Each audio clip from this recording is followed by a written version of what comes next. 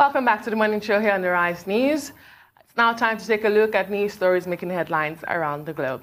And we'll begin with this story. The threat by the organized labor in Nigeria to embark on a strike tomorrow gathered momentum on Monday as the meeting between the federal government and workers failed to agree on the terms for the implementation of the 30,000 naira minimum wage signed into law on April 18 this year.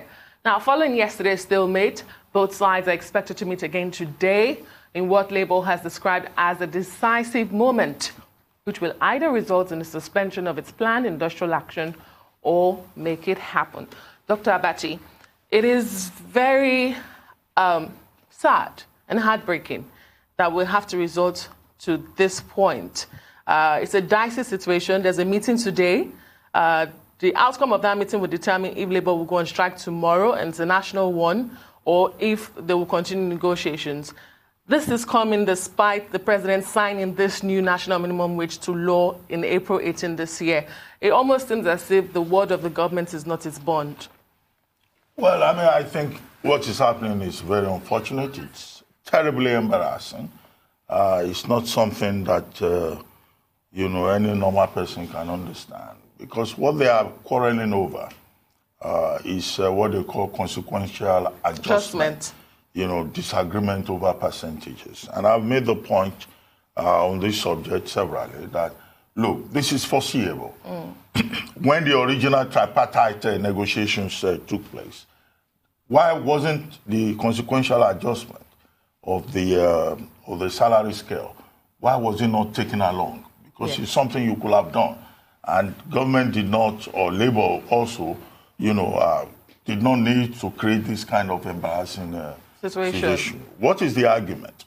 Labour is proposing that it wants, certain percentages for level 7 to 14 and 15 to 17. 29% on one hand, 25% on the other. The federal government is saying, look, we can only afford 11.5% for 7 to 14 salary scale, and then 6.5% for levels 15 to 17.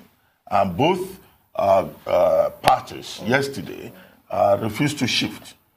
I think that at some point, I hope when they meet today, that reason will prevail, and that, the compromise will be reached, and that there will be a shift, some kind of accommodation on both sides. In other words, we do not expect that, the federal government team will insist that it will not shift, or Labour will also say we will not shift. But at the end of the day, what is important is what is reasonable and what is in the best interest of the Nigerian worker.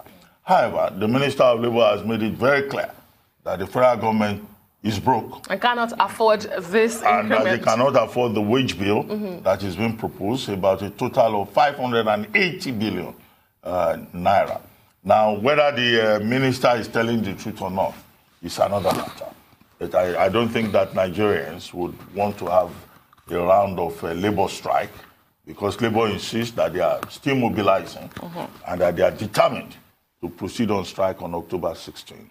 Every party involved should think of the cost of that, to the economy, and also the implications for public peace and order. But how total do you think that this strike, industrial action, can go, knowing that levels 1 to 4 have already started enjoying this increment, this national new minimum wage? No, there was no disagreement with regard to levels 1 to 6. Okay, 1 to 6. Actually, 1 to 6. There was agreement on that, and those, persons who fall in that category have already started receiving the new national minimum wage. But what government should also worry about is that arrears are piled up from April for levels 7 to 17. So, and we're talking about inflation. Where would that money come from? Would they be able to pay the arrears? And there's also the unresolved question of the private sector. What mechanism will be put in place to also ensure that the private sector falls in line and also implement this adjustment, in the national minimum wage? And I remember very well when this was signed into law, and the Minister of Labour and Productivity, Dr. Christine Ngige, did say anybody who cannot afford to pay this or who doesn't pay this would face the full wrath of the law, because it has become law. And this is the federal government itself who is not meeting up to expectations here. Yeah, but it should be up to Labour to enforce the law, to insist on the law, and ensure that the law, until it is repealed, one way or the other, remains the law, and it should be paid. Indeed. But it's not, beyond all of this, it's not about, money. It's not about putting more money in the hands of the workers. It's about running the economy in such a manner that, the average Nigerian worker can have better purchasing power parity, and then be able to enjoy the benefits of an economy that works. Getting the economy to work is important. And the president, of course, has shown interest in this direction by setting up an economic advisory council. And I hope that economic advisory council will be able to make a difference. Indeed, there will be a lot of consequences if this is not met. Moving on, still in Nigeria, Katsina State Police Command has uncovered another rehabilitation center in Daura, harboring no fewer than 300 people chained on their legs and malnourished. The victims of the center, who were seriously tortured by their teachers with varying degrees of injuries and have now been profiled by the police, are from Bauchi, Adamawa, Taraba, and Borno states, as well as Niger Republic, Cote d'Ivoire, Cameroon, and Mali.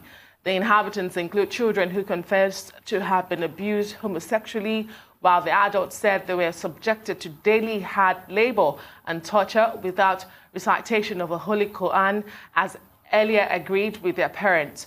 Meanwhile, the proprietor of the center has said the center was meant to teach people on Islamic values, saying all allegations of torture, dehumanization, and homosexuality were false.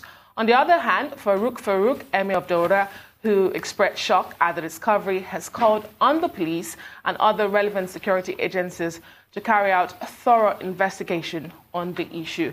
When I saw video clips of this particular rehabilitation center, I just was holding back the tears. It was very dehumanizing to see that people were put in such conditions. They were chained, marks on their bodies. It was nothing. This is nothing short of abuse of human rights. Yeah, I think this is scandalous, and it just shows that the security agencies have a lot of work to do. The first time we had this, it was in a place in Kaduna, the Gaza area of Kaduna, where persons, children, master's degree holders, there was even a PhD holder who said he had been detained in the place. And the usual cover is to talk about religion, that they are teaching these persons the Quran. But you cannot teach a person about a religion, any religion at all, by force. There must be choice. And then we have seen both in the Kaduna case and also in this one in Katsina, only God knows how many other, so-called like rehabilitation centers like this that exist, which are centers for abuse, of human dignity, violation of human rights. And I think that the security agencies need really to wake up and investigate and uncover more of these centers and free these persons who have been dehumanized under the guise of religion. But let's take a short break. We'll come back to the issues. We'll take a commercial break now. You're still watching The Morning Show here on Arise News Channel. Welcome back to The Morning Show here on Arise News. And we're still taking a look at news headlines around the globe.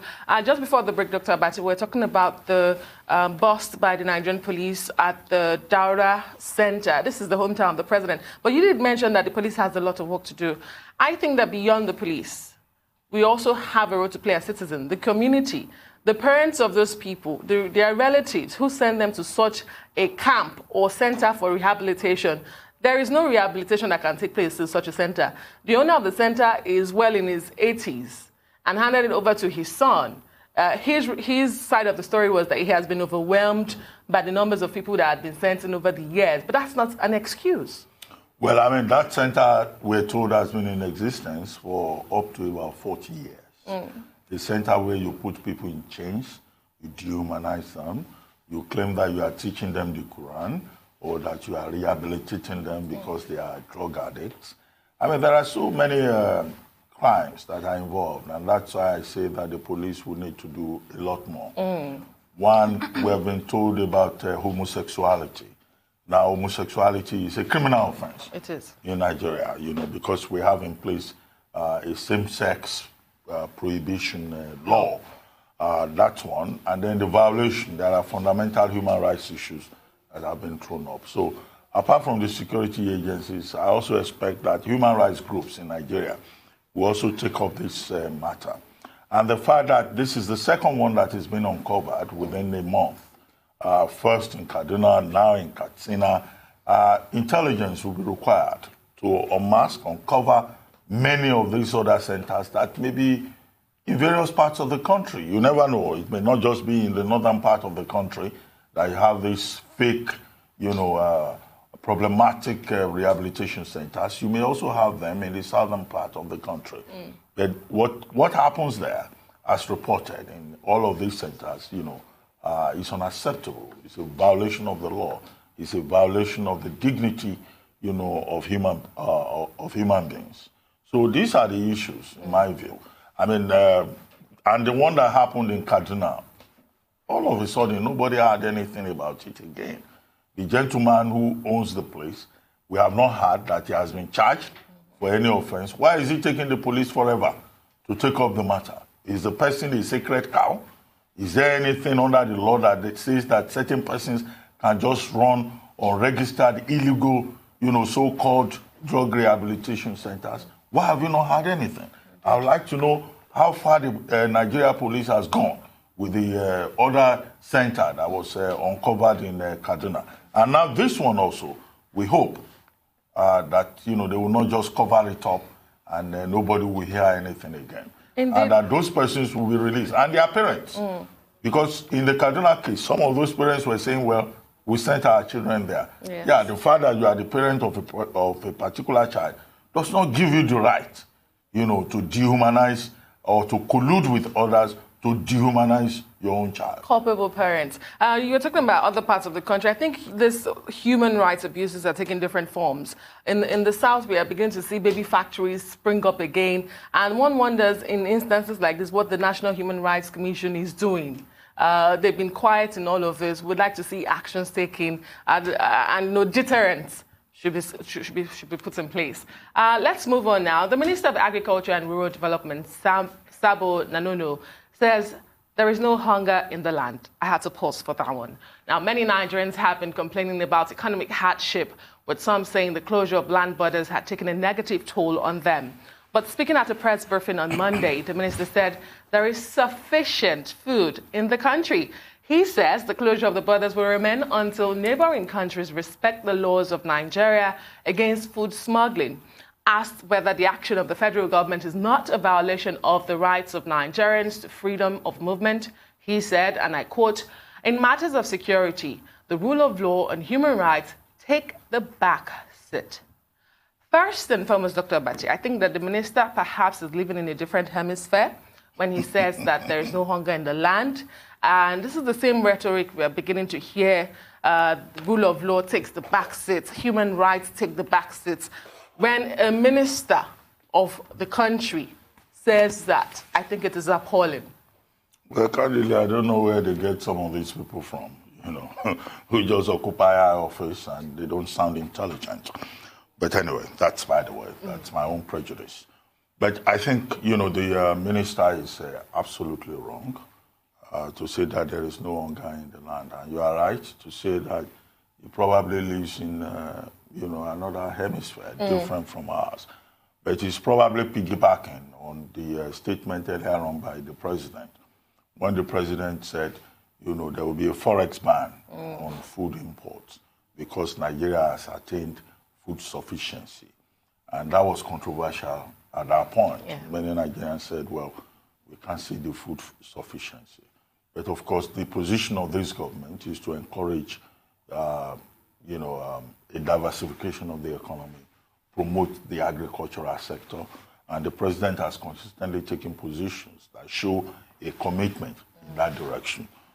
What we know is that headwind inflation, coming down, what has been responsible for that majorly, according to the National Bureau of Statistics and also the World Bank, is that there has been a reduction in food inflation, in Nigeria, because prices of food seem to have gone down. Now, whether that is the same thing as saying there is no hunger in the land, it's a different thing entirely. And that's why I say that the minister, to say there is no hunger in the land, is showing a lack of, understanding of the subject, of his own assignment. Because what is clear is that there is poverty. There is an epidemic, of poverty in the country. And there are many Nigerians who are hungry. And that's why the president himself said part of the agenda of his government is to lift people out of poverty. And that's why, what that simply means is that the president himself realizes that, yes, even if he claims that there is food sufficiency, that food is not in everybody's household. Yes. There are still Nigerians who do not have access to food. There are still Nigerians who are very hungry. And those Nigerians, must be part of the federal government's agenda of prosperity, of ensuring prosperity. Because again, the president on another occasion was making a distinction between wealth and prosperity. And one major item under prosperity would be for Nigerians to be able to feed themselves. So there is hunger in the land. The minister is wrong. Now, the other thing that the minister was talking about, Sambo Nanono, I think that's his name. Yes. Now, it was about the closure of the border, which he was trying to justify.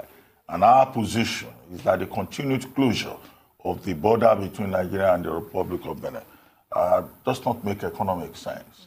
And the continued closure of that border, invariably in the long run, will affect economic, progress, economic development, and maybe also our bilateral relations with the Republic of Benin, because there are persons in the Republic of Benin who have protested, that what Nigeria has done amounts to some form of economic sabotage.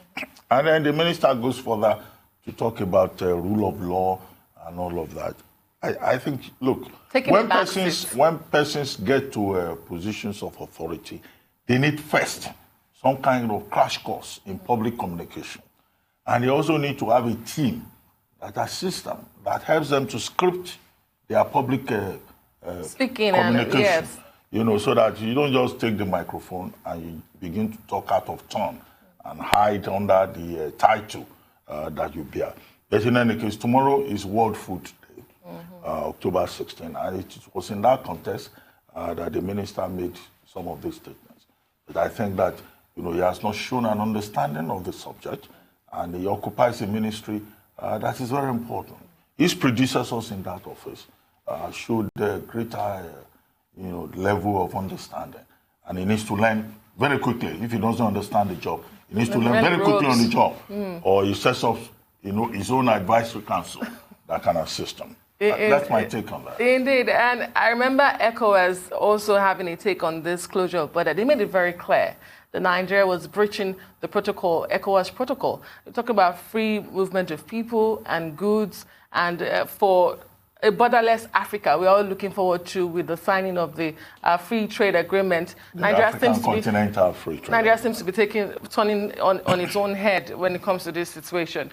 But outside of the shores of Nigeria, U.S. President Donald Trump has authorized sanctions on Turkey's leaders, reimposed steel tariffs, and ended trade negotiations to protest Ankara's offensive into Syria.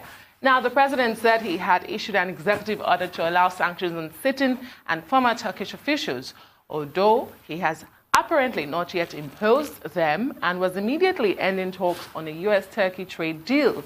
He said he was reimposing 50% tariffs on Turkish steel, one of a series of measures used last year to win the release of a detained U.S. pastor, which contributed to a plunge in the value of the country's lira currency. Now, in May, President Trump reduced tariffs back to 25%, in line with levels with protectionist-minded president has imposed on other trading partners, including the EU. President Donald Trump. No, I think President Trump, what he's doing, with regard to, the situation in Syria is very strange. He's reprobating and approbating at the same time. You know, if you read that his press statement, he still insists that American troops, you know, 1,000 of them have been pulled out or will be pulled out, you know, of northeast Syria, because as far as he is concerned, the United States do not get involved in an unending war in the Middle East, or perhaps continue to get involved in what does not concern it. He also insists that the American forces have been able to help with the support of the Kurds, you know, to finish off the physical caliphate put in place by the Islamic State of Iraq and the Levant, ISIL or ISIL. ISIL. Yeah. Now, but what we have seen is that by pulling out, the United States has created special problems. Indeed. Humanitarian crisis in the last 5-6 days. Turkey, which considers the social democratic forces led by the Kurds and part of the a terrorist organization, you know, taking over up to about 21 villages. And now President Trump now wakes up and he says, well, he will destroy Turkish economy. He had promised that initially, but, you know, America caused the problem and he must take the blame for it. You know, and what I think he should do is not just an executive order. Maybe what should be considered is a reversal of the American policy with regard to Turkey and northeastern Indeed. Syria. With President Donald Trump never say never. And that's all on the news headlines today.